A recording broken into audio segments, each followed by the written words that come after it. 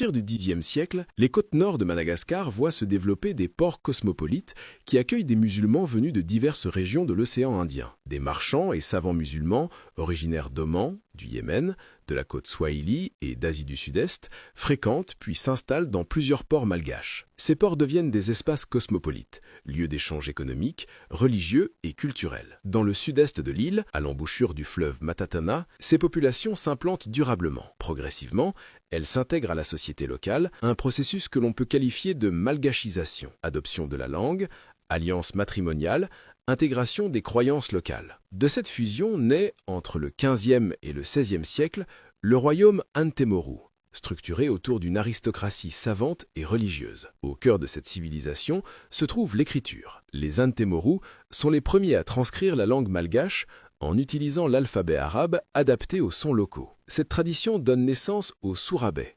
manuscrit arabico-malgache constituant l'un des patrimoines écrits les plus anciens de Madagascar. Une grande partie de cette littérature reste encore aujourd'hui inexplorée ou non traduite. Les sourabais ne sont pas de simples chroniques. Ils rassemblent des savoirs multiples.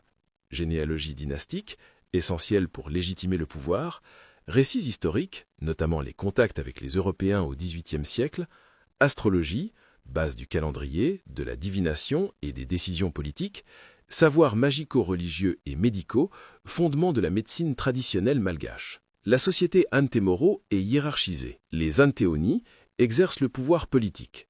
Les Antalaoucha détiennent le pouvoir religieux et ésotérique, tandis que les roturiers restent des acteurs importants, bien que progressivement marginalisés au XIXe siècle. Le pouvoir de la noblesse repose autant sur la force que sur la maîtrise du savoir caché, transmis uniquement au sein de l'élite. Les manuscrits montrent que l'astrologie gouverne la vie du royaume.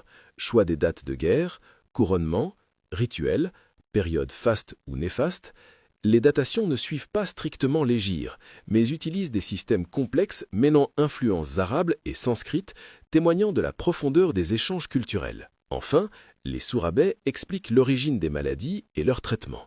Les causes peuvent être naturelles, spirituelles ou surnaturelles.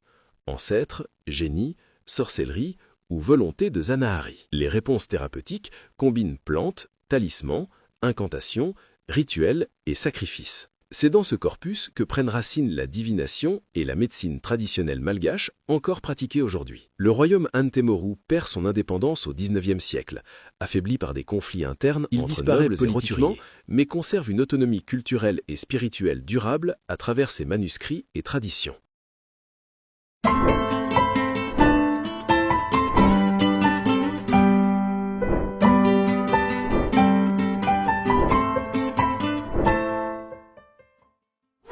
Le 2 avril 1841, Andrianantsuli consent officiellement à céder Maoré à la France. Andrianantsuli est l'un des derniers héritiers du roi Sakalava de Madagascar.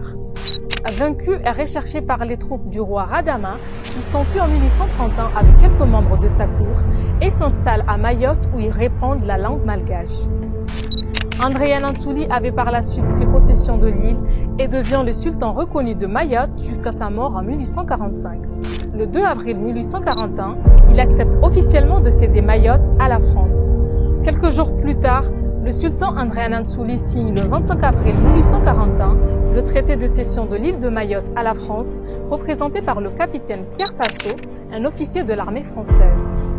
Il cède Maoré contre une rente à vie de 1000 piastres, soit 5000 francs, et l'assurance que la France assurerait l'avenir et l'éducation de ses enfants.